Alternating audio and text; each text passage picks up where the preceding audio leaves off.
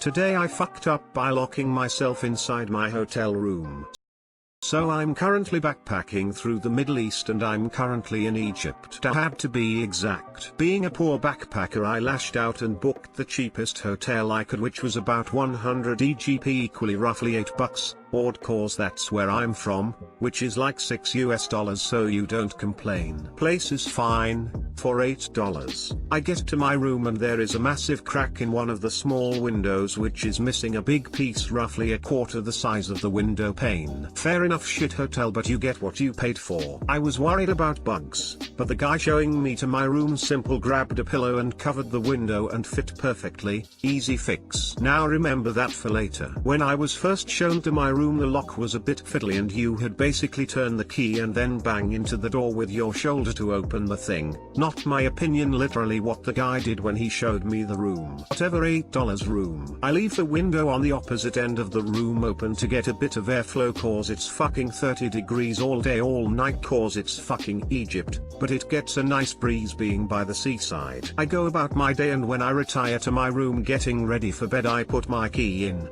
turn it, bang the door open, all sweet, and the then breeze from the window I opened before shuts the door behind me after I walk in. So I fuck around getting undressed, grab my toothbrush about to hit the showers and realize I can't find my key. All good, probably chucked it on somewhere in my stuff when I walked in like I usually do. Turn the place upside down looking for this little bastard and it's nowhere to be found, and then I realize the fucking door. That's right, the wind blew my door shut with the key in the fucking door. Now you're thinking no biggie dickhead, open the door, and you'd be right, if I wasn't in a fucking $8 hotel room in Egypt. I now discover there is no fucking door handle on the inside. You use the key to open and close the door both ways. Now I'm in panic mode, cause I can't confirm the key is in the fucking door and I can't look out the window cause the hole isn't big enough and the other windows have fly screens. So I turn the room upside down again looking for the key thing. Attempt 1,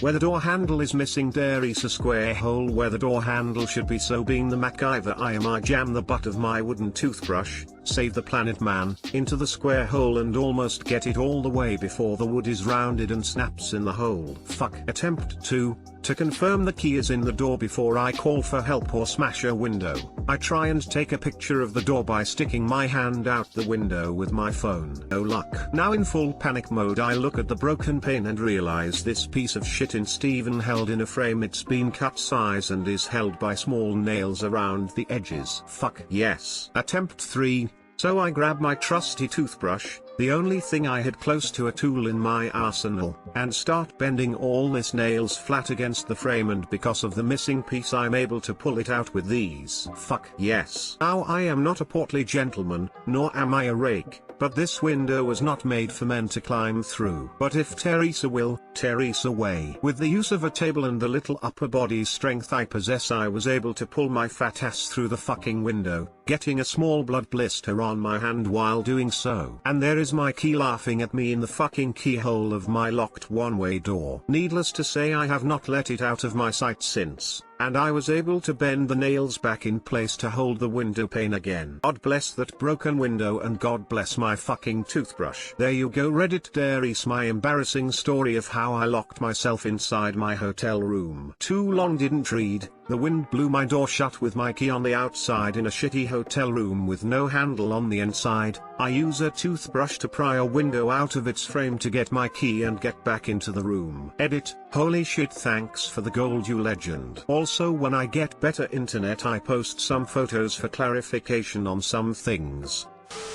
A non-sexual. Today I fucked up. What is this, Christmas? If the door is so stiff that you have to shoulder barge it open from the outside, how do you open it from the inside without even a handle to pull? When you turn the key it's firm in the lock, so basically pull the key until the door open while holding the latch back. It wasn't as firm on the inside, just on the outside.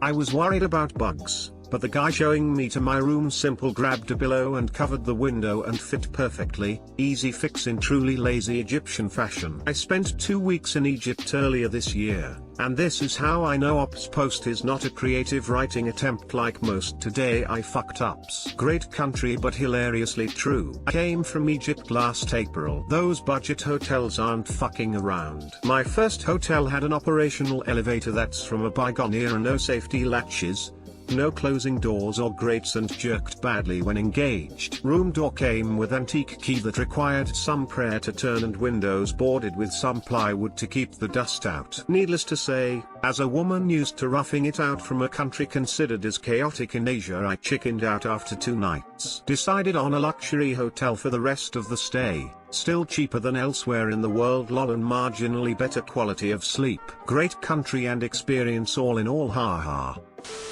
You got your phone with you? Try calling the reception. Don't have SIM card for Egypt and no phone in the room.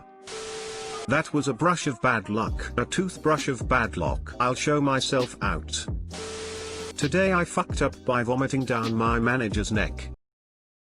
I've felt quite awful about this lie and I needed a place to say this. This past Friday, my office was in a meeting. Our internal meeting room is designed to fit as many people in there as possible, as we recently hired a bunch of people and the room is too small. So we sit in rows of seats with no desks in front of us, sort of like a school bus I suppose. My boss is sitting directly in front of me, and with this specific meeting, the back row, where I sat, was empty except from me. Our CTO is the one holding the meeting, so we are all seated listening. I was rushed into the meeting and was unable to take my routine morning shit beforehand. As I sit behind my boss, I tried slipping out a silent fart because my stomach began to ache from the huge McDonald's breakfast I ate. About 10 minutes passed and I felt something in my boxers touching my inner leg as my brain completely omitted the fart from earlier. I instinctively think I sat in something, so I slide my hand in my boxers, only concerned with being discreet. My next idiotic, instinctive move after removing my hand was to sniff it. Well, it was immediately known that I now had shit on my fingers and just inhaled its smell directly. This caused me to instantly gag, and that too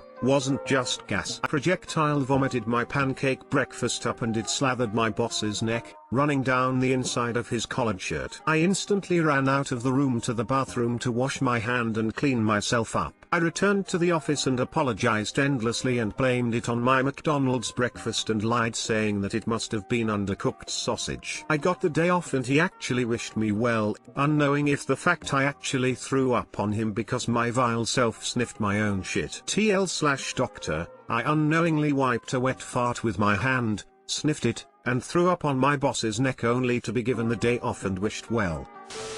Sometimes when I feel like my day is going bad, I read something like this. Thanks op.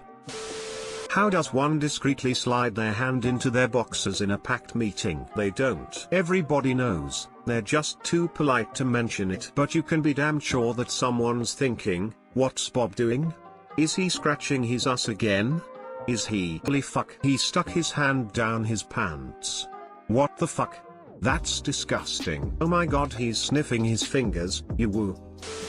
How the fuck do you not notice shitting yourself? This was my first question. My second question, which is rather shameful to admit but hopefully you all feel the same, is that the smell of my own poop doesn't make gag or anything. I can tell when it's bad and when others will hate me, in the bathroom I mean, but it's never offensive to me. It's just Don't get me wrong, I'd be grossed out if I put my hands on my own poop and shoved them to my face, but I don't think I'd dramatically vomit. It's like how you know the smell of your own farts is unpleasant, though it's strangely comforting. Like the smell of your own balls, sweat and skin and a faint soap odor. So calming. 2 months ago you were a small business owner and now you are vomiting on your manager? Jesus fuck, this sub will eat up anything. I can't believe I had to scroll this far to see someone call this out. The second it went to feeling something in their boxers and sliding a hand in to check, it became an obvious lie. Maybe people are lulled by how disgusting this is, because it doesn't occur to them that someone would willingly tell this tale. Let me just recap. Didn't make time for your morning shit before work. Had McDonald's breakfast. Shit yourself in a crowded meeting. Put your hand down your pants to check. touched it and smelled your hand. Vomited into your boss's shirt. Bruh, how did you get this far in life?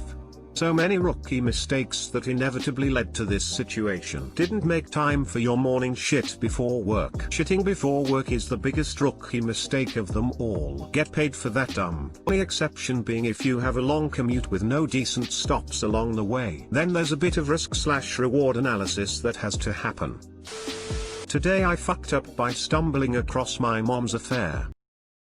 I started writing this when the whole situation first happened, but it started to get more and more complex, so I've been waiting to get as much info as possible, and it's been about 2 months since the first incident. So here's some background information. My parents have been together 19 years. My dad's the real provider for the family. He was in the military for 26 years, but retired after being hurt in a car accident. He still makes good money off his new job and Veterans Affairs checks. My mom spends a lot of his money on clothing and purses and other stuff, but it's kind of okay because she's a stay-at-home mom. The one thing I was always upset about her was that she traveled a lot, never taking any of my family with her. Me 16M, and my 2 little brothers 11 never have traveled anywhere with her. That out of the way, here's the story. I was just playing Red Dead Redemption 2, and my mom came down to watch me play because that's her way of interacting with me. She kept asking questions about the story and stuff, and I tell her to listen to the characters and cutscenes, but she wouldn't listen because she was just texting on her phone. Eventually, I was annoyed and said,